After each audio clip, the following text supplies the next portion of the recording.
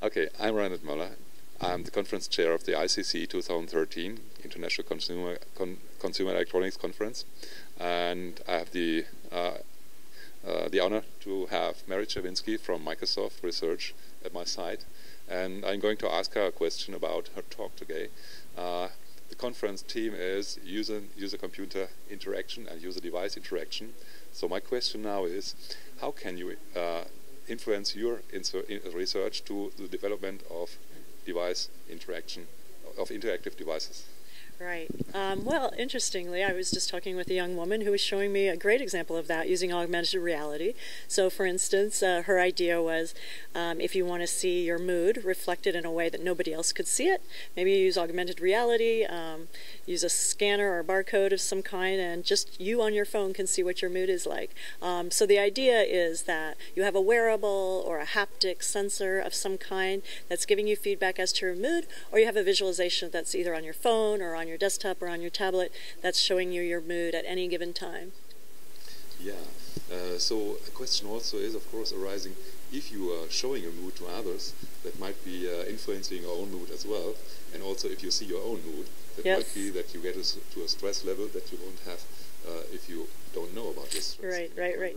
Yeah, absolutely. I think other people seeing your mood would have perhaps a happiness contagion effect, where if people see you're happy, if you see I'm happy, your butterfly might start flapping its wings too because you're happy, I'm happy. That would be wonderful. We would love that if that happened. But obviously, if you're stressed out, you probably don't want people to know. So we think that it's better to have these things be more personal and discreet. So maybe something buzzing in your pocket or something tapping you on your shoulder to let you know maybe you need to take a deep breath, take a break, go take a walk. I think that's probably the better solution.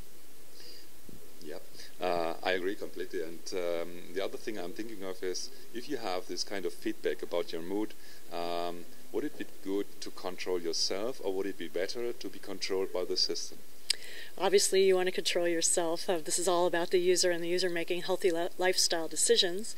But sometimes you're just not aware to the level of stress that perhaps you've been exposed or you're building towards. So it would be good for the system to maybe give you a little bit of a nudge in the direction of a healthy behavior. That's all we're advocating here. Okay. Another complicated question for me, I mean, if you're inventing new user interfaces, you also think of, in terms of psychology of usability, you think of how you can construct this interface so that people are satisfied by using it or not. Can you apply your systems to develop such kind of systems? Absolutely. We never ever do any development without doing iterative user-centered design.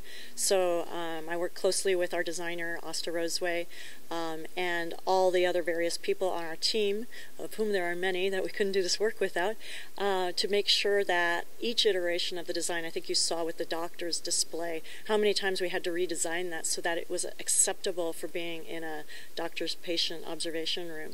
So in all of these technologies, you always need to do an iterative approach, making sure that it's appropriate, it's effective, it's actually solving a problem that the user has, instead of creating more trouble, and hopefully something that the user finds very effective as well.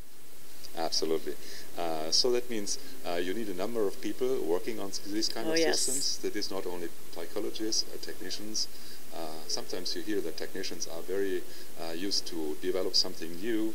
They find new colors for presenting some things, but it's not good in psychology terms. So would you say how many disciplines should be contributing to this? This is very multidisciplinary. We work with machine learning experts who actually aren't just machine learning experts, but they're expert in affective computing. So they really know the algorithms associated with facial gestures, speech, prosody, etc. Then we work with people who are very well-versed in cloud databases. We work with people who are very well-versed in mobile phone application building.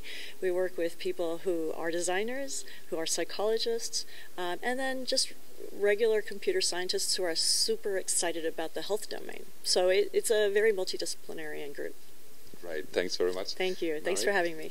maybe your last comment on the ICC. Would you say it is an interesting conference? Fantastic. I think the questions that I got at this conference have probably been some of the most insightful and in-depth questions I could remember in a long time. So, fabulous group of people, and I look forward to it. Thanks for the honor. Thank you. Thanks, Mary.